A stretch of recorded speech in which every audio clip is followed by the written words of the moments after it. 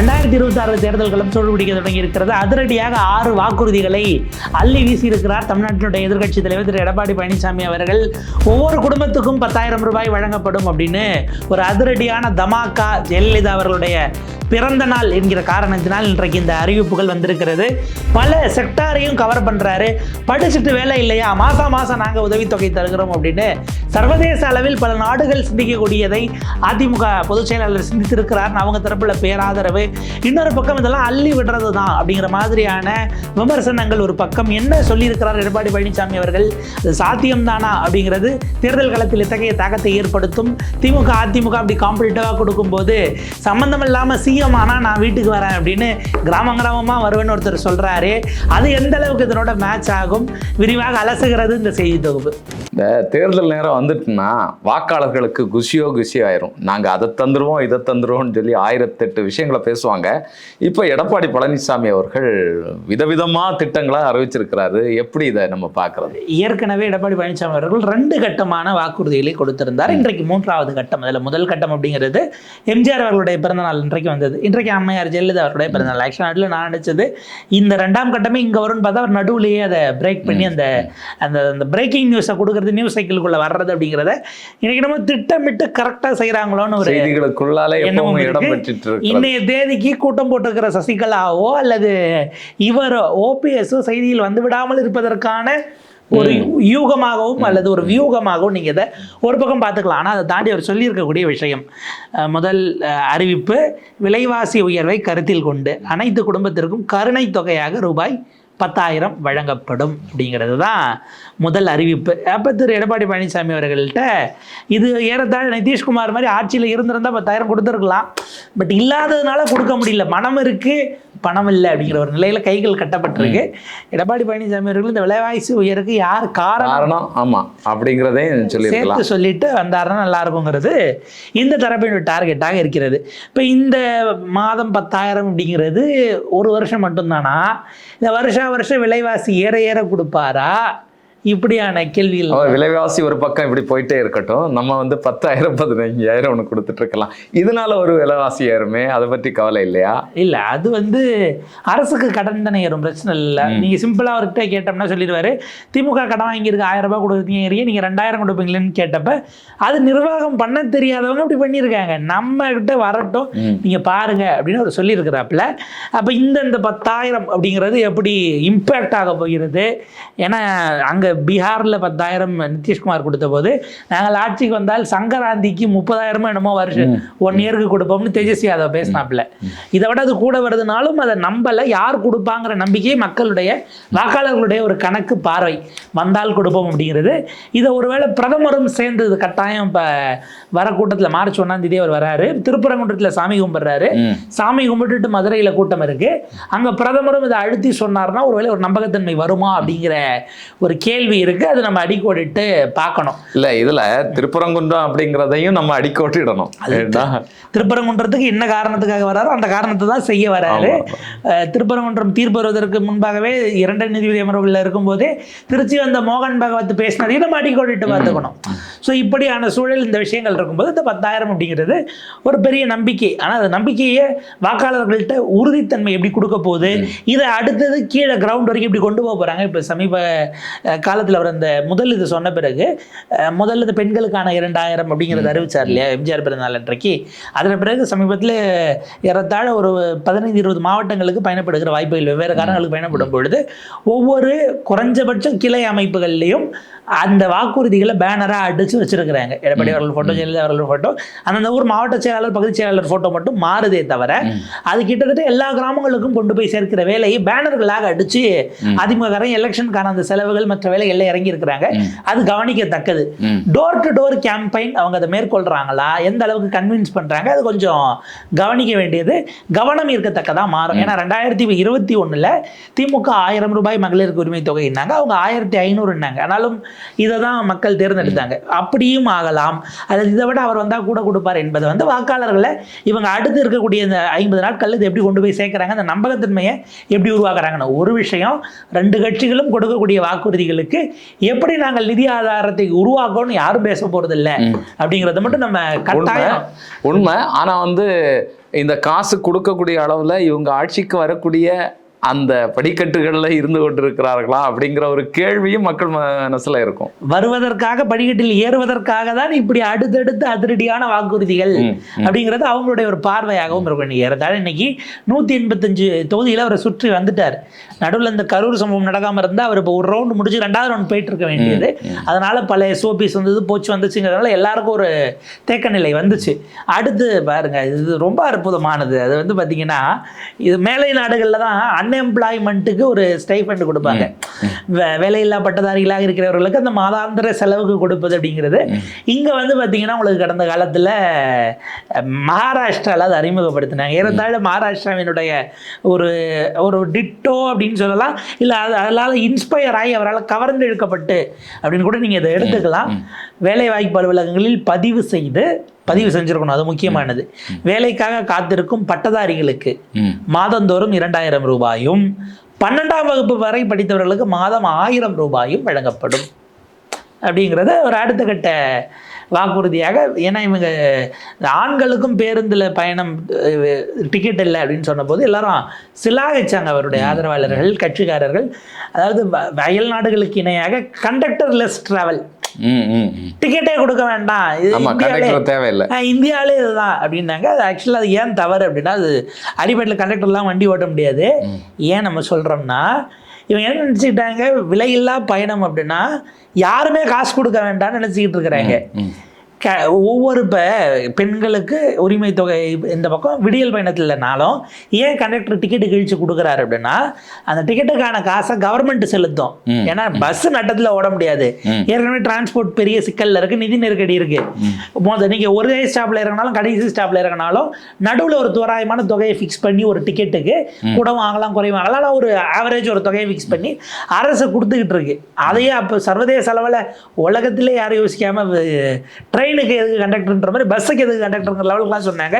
But இது அந்த அளவுக்கு இல்லை அப்படிங்கிறத நம்ம அறிக்கொடிட்டு பார்த்துக்கணும். பட் அதை தாண்டி இந்த வேலையில்லா இளைஞர்களுக்கு அப்படிங்கிறது வரவேற்கத்தகுந்த ஒரு விஷயம் தான்.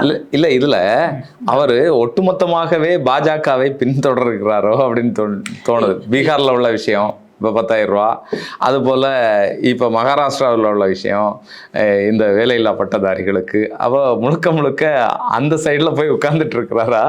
இல்லை, இது கமலாலயத்தில் தயாரான அறிக்கையே அவர் வந்து இங்கேருந்து எம்ஜிஆர் மலையிலேருந்து விட்டுட்டாருன்னு நீங்கள் சந்தேகப்படுறீங்களா? அது மேபி NDA கூட்டணியில் அதிமுக தான் தலைமைன்னும் போது நீங்கள் இன்ஸ்பிரேஷன் எங்கிறதுனால எடுத்துக்கலாம்ல, அப்படிங்கிற மாதிரி எடுத்துக்கலாம். இப்போ முதலமைச்சர் கூட இங்கே திமுக தரப்பில் உங்கள் கனவை சொல்லுங்க அப்படின்னு ஒரு ஸ்கீம் எல்லாரும் கூடுதலாக கொடுங்க, நாங்கள் தேர்தல் அறிக்கையாக கொடுக்குறோம். நாங்கள் உலக நாடுகளில் அந்த மாதிரியான விஷயங்கள் இருக்குது. சில இன்னும் 20 வருஷம் கழிச்சு நம்ம நாடு எப்படி இருக்கணும் நீங்கள் கொடுங்க அப்படின்னுட்டுலாம் பல நாடுகளில் அந்த மாதிரி கொள்கை வகுப்புக்கு ஒப்பீனியன்ஸ் கேட்பாங்க. நம்ம பிரதமரும் கூட 2047 இந்தியா எப்படி இருக்கணும்னு விக்ஷித் பாரத்துக்கு கருத்தெல்லாம் கேட்டுக்கிட்டு இருக்கிறாரு. ஸோ ஒன்றிலிருந்து நம்ம பார்க்கறது பிரச்சனை இல்லை, ஆனால் அதுக்கான சாத்தியக்கூறுகள் என்னங்கிறத ஆராய்ச்சிட்டு அதை செஞ்சுருக்காங்களா அப்படிங்கிற கேள்வி இருக்குது. பாஜகவை பார்த்து நீங்கள் சொல்கிறீங்க இல்லையா, அந்த 2 இடத்துலையும் பாஜக ஜெயிச்சிருச்சு இல்லை, அந்த வாய்ப்பு அப்படின்னு எதிர்பார்க்குறாங்க. ஆனால் 2த்துக்கும் என்ன அடிப்படையில் வேறுபாடுனா, அந்த 2 இடங்களிலும் பாஜக ஆளுங்கட்சியாக இருந்து தேர்தலுக்கு முன்பாகவே இதை செலுத்தி உறுதிப்படுத்தி கொண்டது தன்னுடைய வாக்குகளை. அந்த ஜெயித்த எண்ணிக்கை, ஏன்னா எதிர்கட்சியாக அந்தஸ்தில் கூட வர முடியாத சீட்டு எண்ணிக்கைக்கு குறைவாக போனதற்கு பணம் முன்கூட்டியே கொடுக்கப்பட்டது ஒரு காரணம். நீங்கள் எடுத்தீங்கன்னா நீங்கள் வந்தால் கொடுப்போம் வரைக்கும் அஃப்கோர்ஸ் அது மக்களினுடைய எப்படி அது கவனம் ஈர்க்குதுங்கிறத பொறுத்து. அடுத்தது மீனவர்களுக்கு மீன்பிடி தடைக்கால நிவாரணம் 8,000 ரூபாயிலிருந்து 12,000 ரூபாய் உயர்த்தப்படும் அப்படிங்கிறது செக்டார் வைஸாக போகிறார். இப்போ மீனவர்கள், அடுத்த நெசவாளர், கைத்தறி நெசவாளர்களுக்கு இலவச மின்சாரம் 300 யூனிட்டிலிருந்து 450 யூனிட்டாகவும், விசைத்தறி நெசவாளர்களுக்கு 1000 யூனிட்லேருந்து 1400 யூனிட்டாகவும் அதை அதிகரிக்கப்படும் அப்படிங்கிற விஷயங்களை சொல்கிறாரு. பொங்கல் பரிசு, ஏன்னா இப்போ இந்த ஆண்டு இவர் ஒரு 3000 கொடுத்து ப்ளஸ் ஒரு மகளிர் உரிமை தொகை வரவங்களுக்கு ஒரு 1000 ரூபாய் கொடுத்தாரு இல்லையா, ஒவ்வொரு ஆண்டும் பொங்கல் பரிசு தொகுப்போட 1000 ரூபாய் அப்படிங்கிறதையும் அறிவிச்சிருக்கிறாப்புல. கடைசியாக செக்டார் வைஸ் எப்படி வருது பாருங்க, கடன் தள்ளுபடி அப்படிங்கிற விஷயம் யாருக்கு அப்படின்னா நகர்ப்புறங்களில், கிராமங்கள் இல்லை நகர்ப்புறங்களில்.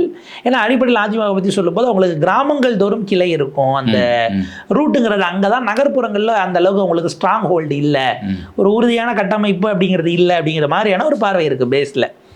ஸோ அந்த நகர்ப்புறங்களில் நடைபாதையில் கடை வைத்திருக்கிறவர்கள், இந்த கடை வைக்கிறதுக்கு கூட்டுறவு பேங்க்ல லோன் வாங்கியிருந்தா அந்த கடன் தள்ளுபடி, கடனை அரசே ஏற்கும், அரசை கட்டும் அப்படின்னு ஒரு 6 விஷயங்களை அதிரடியாக அள்ளி தெளித்திருக்கிறார். அரசியலுக்கான விவாத பொருளா மாறிடுச்சு இல்ல. ஆனா நீங்க நடைபாதை கடைக்காரர்கள் எத்தனை பேர் கூட்டுறவு சங்கத்துல போய் லோன் வாங்கியிருப்பாங்க? அதெல்லாம் ரொம்ப சொற்பமான நபர்கள் தான் அப்படி இது பண்ணியிருப்பாங்க. நடைபாதையில் கடை வைத்தவர்கள் இப்போ லைசன்ஸ் எடுக்கணுங்கிற மாதிரி இங்கே இப்போ மாநகராட்சி சமீபத்தில் ஒரு விஷயம் கொண்டு வந்தது. அதில் சிக்கல்கள் இருக்குது. நடைபாதை வாசிகளிடம் அந்த இதை ஃபாலோ பண்ணல அப்படின்ட்டு காவல்துறையினர் அவங்கள கடை போடாமல் விடுறதுல தொடங்கி, அல்லது அங்கே சில விஷயங்கள் ஓடுறதுலேருந்து எல்லாம் ஓடிக்கிட்டு காவல்துறை வாங்குறதுல இருந்து பல விஷயங்களும் நடக்குது. அதையும் முறைப்படுத்த வேண்டியது. அஃப்கோர்ஸ் அதை தாண்டி அவர் இங்கே நடத்துறாரு. நம்ம நினைக்கிறோம் ரொம்ப கம்மியான நாட்கள் தானே அப்படின்ட்டு. அதுவும் நகரங்களில் நடைபாதை கடைவாசிகள், நகரங்களில் நடைபாதை கடை போடுறதுல இருக்கக்கூடிய சிக்கல்கள் அவங்க கம்மியாக இருந்தாலும் அந்த வாக்கையும் ஏன் விடுவானேங்கிற ஒரு பார்வை கோணம் அதுல இருக்கு. ஒரு பொது பார்வை உருவாகும், எல்லாருக்கும் செய்கிறாரு அப்படிங்கிற மாதிரி. மகளிர் சுய உதவி குழுக்கள்லாம் ஆப்வியஸ்லி திமுக அதை விடுவாங்கன்னு அவருக்கு தெரியும். இல்லை அவங்க ஆல்ரெடி அதை நோக்கி நகர்றாங்களா அப்படிங்கிறதுனால இதை நோக்கி இப்படியான ஒரு விஷயத்தை அவர் செய்திருக்கிறாரோ அப்படிங்கிற பார்வை இருக்கும். இதில் என்ன அப்படின்னா, அடுத்த நாளை மறுநாள் 26 அதிமுக பாஜக தொகுதி பங்கீட்டு பேச்சுவார்த்தை என்பது தொடங்க இருக்கிறது. பியூஷ் கோயல் தமிழ்நாடு வருகிறார், 2 நாள் பயணமாக வருகிறார். உட்கார்ந்து எவ்வளவு எண்ணிக்கை அப்படிங்கிறது தேங்காய் 10 ரூபா 4 ரூபான்னு ஆரம்பிச்சு அப்படி இறங்கக்கூடிய சூழல். ஏன்னா அவங்க கேசி வேணுகோபால் வந்தார், முதலமைச்சர் பார்த்துட்டு போனாருன்னா, நாங்கள் தேசிய கட்சி இல்லையா, நாங்கள் வர மாட்டோமா, நம்மளும் டெல்லியிலேருந்து வரான் அப்படின்ட்டு அவர் கிளம்பி வரப்போறாப்புல. அதுக்கான வேலைகள் ஒரு பக்கம் ஓடிட்டு இருக்கு. இதுல ஒரு விஷயம், இப்போ வந்து தேமுதிக வருவதாக சொல்லப்பட்டது, தேமுதிக வரல, ஓபிஎஸ் வரல, அந்த இடங்கள் வந்து அதிகப்படியா அதிமுக இருக்கும், அதையும் எங்களுக்கு கொடுங்கன்னு சொல்லி கேட்க போறாங்க அப்படின்னு சொல்லி ஒரு பேச்சு எழுப்புச்சு இடையில. அதை எப்படி பாக்குறீங்க? இல்லை, அது உள்ளபடியே அது கேட்கறதுக்கான வாய்ப்புகள் கூடுதலாக தான் இருக்கு. ஏன்னா ஆரம்பத்தில் ஒரு எண்ணிக்கை சொல்லப்பட்டிருக்கும். இப்போ அதை இதில் இன்னொரு விஷயம் ஓடிக்கிட்டு இருக்கு. டிடிவி தரப்பிலும் ஒப்புக்கொண்டார்கள், மற்றவர்களும் பேசிவிட்டார்கள். நாங்கள் கூட்டணி பேச்சுவார்த்தை பாஜகவோடு தான் தொகுதி பங்கீட்டை நடத்துவோம்ங்கிறது செய்தியாக 2 நாளாக ஓடிக்கிட்டு இருக்கு. டிடிவி அவர்கள் நேரடியாக எடப்பாடி அவர்களோட உட்கார்ந்து அதை செய்ய போறதில்ல என்பது பேசுபொருளாக லாஸ்ட் ஒரு 24 மணி நேரமாக இருக்கிறது. களத்துல எப்படி இருக்கும் இவங்களுடைய வேலைகள்? அதுதான் ரொம்ப அவங்க கூட நான் நினைக்க மாட்டேன், பாஜக கூட போய் உட்கார்ந்து இல்ல அண்ணன் எடப்பாடி பழனிசாமியை முதலமைச்சராக்க, வருங்கால முதலமைச்சர்னு நீங்க அந்த ஒரு கூட்டம் பிரதமர் அந்த கூட்டத்தில் மேடையேறிட்டீங்க, 2 பேரும் பேசிட்டீங்க, ஒருவர் அன்போட வெளிச்சிட்டீங்க. அண்ணன் டிடிவி தினகரன், அண்ணன் எடப்பாடி கே பழனிசாமி, எல்லாம் ரைட்டு. அந்த ஜெல்லிங் ப்ராசஸ் போயிட்டு இருக்கும்போது இந்த மாதிரியான நெருக்கடிகள் வராமல் இருப்பது சரியானதாக இருக்கும். பாஜக கொடுத்து பாஜக பிரித்து வர்றாங்கன்னா அப்போ பாஜக அதில் பெரிய ஆள் அப்படிங்கிற மாதிரியான அந்த ஒரு இடத்த இவரே விட்டு கொடுக்குறாரு எடப்பாடி பழனிசாமி அவர்களுங்கிற கேள்வி வருது. அந்த இடத்துல தான் இப்போ எப்படி நம்மளே பேசும்பொழுது இது என்ன பாஜகவினுடைய தேர்தல் வாக்குறுதிகள் அப்படியே அப்படி விமர்சனத்தை திமுக தரப்பு கூட்டணி கட்சிகளும் இப்போ அடுத்தது தான் ஒரு பெரிய அஸ்திரமா எடுத்து எடப்பாடி அவர்களை நோக்கி வீச போறாங்க. தொகுதி பங்கீடு அஃப்கோர்ஸ் அந்த எல்லாத்தையும் எங்களுக்கு அவங்க வேணாம் சொன்னதெல்லாம் எங்களுக்கு கொடுத்துருங்க அப்படின்றது. காங்கிரஸ் கேட்டாங்கல்ல, மாணிக்கம் அவர் சொன்னார்ல, நீங்க தோத்த இடத்ததானே நாங்க கேட்கறோம், அந்த மாதிரி அவங்க வரலன்னு சொன்னதெல்லாம் எங்களுக்கு கொடுத்துருங்க, எவ்வளவு பேசலான்றது இங்க அப்படின்னா இவங்களும் குறைச்சி சொல்லுவாங்க. அவங்க இல்ல எக்ஸ்ட்ரா அவங்க 12 வரைக்கும் கொடுக்கறதா சொன்னாங்களே அப்படின்னு அவங்களும் கேட்பாங்க. ஆனா எடப்பாடி அவர்கள் அப்படி எடுத்தெடுப்புலாம் விட்டுற மாட்டாப்புல, நல்ல ஒரு டஃப்பான பேச்சுவார்த்தை அப்படிங்கிறது இருக்கும். அவங்க எதிர்பார்க்கறத அள்ளி கொடுத்துட்டோம்னா அதுக்கு எதிராக இந்த பக்கம் சூரியன் நின்றுச்சுன்னா அந்த சீட்டெல்லாம் காலின்னு அவருக்கும் தெரியும். திமுகவும் இப்போ ஸ்ட்ராட்டஜிக்கலி கூட்டணி கட்சியில் குறைக்க சொல்கிறாங்க பாருங்க. அது டே 1லேருந்து ஆரம்பிச்சிருச்சு. மனிதநேய மக்கள் கட்சியில் முஸ்லீம் லீகில் தொடங்கி மனிதநேய மக்கள் கட்சி ஆட்டம், கமலஹாசன் அடுத்து இப்போ அடுத்தடுத்து போகக்கூடியவர்கள் குறைச்சிக்கோங்க. எல்லா கூட்டம் ஆட்கள் கூட இருக்காங்கல்ல, நிறைய இருக்காங்க, வண்டி நிறைச்ச ஆள் இருக்கு. கொடுக்கறது எம்எல்ஏ சீட்டுங்க. நீங்கள் வந்து வெறும் எம்எல்ஏ சீட்டை நினைக்காதீங்க, எம்எல்ஏ ஜெயிச்சதான் நினைச்சிங்க, கட்டாயம் வெற்றி வாய்ப்புங்க தானே கூட என்பதாக ஒரு கன்வென்ஷன் பேசிட்டு இருக்காங்க. ஸோ அது ஒரு பக்கம் இருக்கு. இப்போ இந்த மாதிரி அடுத்தது அவங்களுடைய தேர்தல் வாக்குறுதி கதாநாயகியாக இருக்கக்கூடாதா அப்படின்னு கனிமொழி அவர்கள் கேட்டாங்க. இப்போ இப்படி எல்லாரும் போட்டி போட்டு உள்ள வரும்போது விஜய் அவர்கள் அவர் ஒரு வெப்சைட்லாம் லான்ச் பண்ணார். என்ன வாக்குறுதியாக கொடுக்கலான்னு நீங்கள் ஆன்லைனில் உங்களுடைய கருத்துக்களை போட்டிங்கன்னா அதை பார்த்துட்டு ஆக்சுவலாக அவங்க ஒரு குழு அமைச்சாங்க. அந்த குழு தமிழ்நாடு முழுக்க பயணம் பண்ணணும், பண்ணிட்டு இருக்காங்களாங்கிறது தெரியாத ஒரு கூட்டம் போட்டாங்க, அப்புறம் அது என்னாச்சுன்னு தெரியல. அது போல வந்து தொகுதிகளில் வேட்புமனு கொடுக்கறதுக்கு விருப்பமனு கொடுக்கறதுக்கு ஒரு பெருங்கூட்டம் வந்து பெரிய பிரச்சனையாச்சு.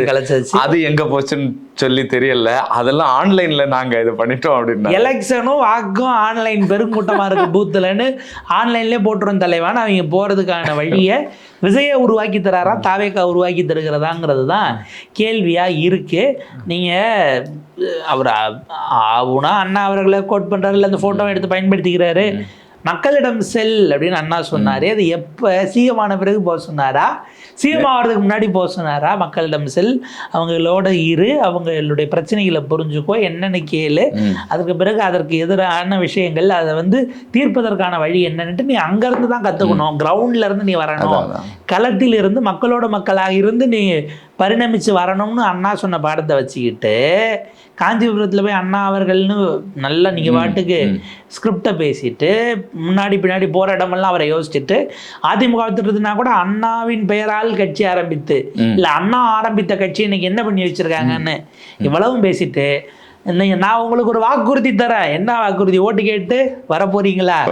ஜெயிச்சு முடிச்ச பிறகு ஊரா வந்து உங்க எல்லாரையும் பார்த்துட்டு உங்க எல்லாரோடய அன்பா இருந்துட்டு பேசிட்டு பார்த்துட்டு போவேன். கட்டாயம் நான் வரணும்னா எனக்கு ஓட்டு போட்டு ஜெயிக்க வைங்க. போய் சந்திச்சு ஓட்டு கேட்டு ஜெயிச்சு வர்றதுங்கிறதெல்லாம் ஓல்டு பாலிடிக்ஸ். ஜென்சிஸை வச்சு நேத்தெல்லாம் ஒரு தம்பி பிரமாதமா வைரல். தம்பி இவர் சுறாவான். சுறா படம் பார்த்துட்டு அந்த சமயத்துல பிறந்தனால சுறான் பேர் வச்சிருக்காங்க. அந்த தம்பி எல்லாம் இது உள்ள கூட்டு வந்ததுக்கு தாவேக்காரர்கள் மேல வழக்கே பதிவு பண்ணலாம். ஏன்னா வயசு 16. சுறா படம் 2010 வந்துச்சு. அவனுக்கு 15-16 வயசு முடியல. ஒரு பள்ளி மாணவனா ஸ்கூல்ல எடுத்துட்டு வர வச்சிருக்கீங்க. எல்லாம் பள்ளி மாணவர்களா? அந்த தம்பிக்கு ஓட்டும் கிடையாது. இந்த எலெக்ஷன்ல அவனுக்கு அது ஓட்டு இருந்தவங்களுக்கு 85 லட்சத்தை பிடிங்கி விட்டாங்க. ஓட்டும் கிடையாது. அவன் எலெக்ஷன் பூத்துக்கு போனா வாங்கி டேட்டா பர்த்தை பார்த்து போயிட்டு தம்பிங்க போறாங்க. திமுக சந்தின்னு அவன் பேச போறான். இவ்வளவு குத்தம் நடக்க போகுது. இதற்கு நடுவில் அவர் எப்படி வந்து கரை சேர போகிறார்?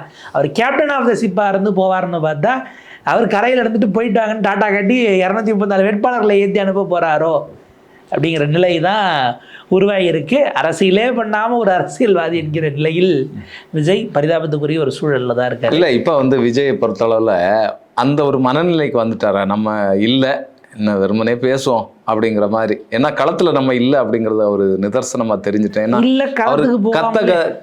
கத்தக்கூடிய கத்தல் எல்லாம் அதை தான் சொல்லிட்டு இருக்குது. இல்லை, களத்துக்கு போகாமலே நம்ம ஜெயிப்போம்னு ரொம்ப தீவிரமாக நம்புறாரானும் அதில் ஒரு சந்தேகமும் வருகிறது. ஏன்னா திரை பிம்பம் அப்படிங்கிறது அந்த ஊதி பெரிதாகப்பட்ட அந்த இமேஜ் இருக்கு இல்லையா? நம்ம இல்லைனாலும் எல்லாம் நடந்துரும், அவ்வளோ பேரும் முண்டி அடிச்சுட்டு வரான் என்ன அப்படிங்கிறது. அவரால் அந்த உணர்வை கட்டுப்படுத்த முடியாமல் தான் நேற்றைக்கு அந்த கண் கலங்கினது அப்படிங்கிறது. நம்மளை நம்பி இவ்வளோ பேர் வரானே, அப்போ இந்த உணர்வு நம்ம இவங்களை என்ன பண்ணிட்டோன்னு ஒரு உணர்வாக கூட இருந்திருக்கலாம். நீ நம்பி வராங்க, ஏன்டா இப்படி பொய்யா நம்பி வரீங்க அப்படிங்கிறதாவும் அது அவருக்கு மட்டும்தான். அது அவருடைய உணர்வு சார்ந்த, நம்ம அதில் மாற்றுக்கிறது நம்ம சொல்கிறதுக்கு இல்லை. ஆனால் அவங்கள வழிப்படுத்துவதற்கு அந்த கண்ணீரோடு இருந்த அந்த ஈர இதயத்தோடு என்ன பண்ண போறீங்கிற கேள்வியை உங்ககிட்ட தான் வைக்க வேண்டியிருக்கு. பார்ப்போம், இது அரசியல், மாற்று அரசியல் அப்படின்னு சொல்லிட்டு இவங்க இது எதை நோக்கி கொண்டு போகிறாங்க, எடப்பாடியினுடைய இந்த அறிவிப்புகள் எப்படி பயணிக்குது அப்படிங்கிறதெல்லாம் நம்ம பொறுத்திருந்து பார்ப்போம்.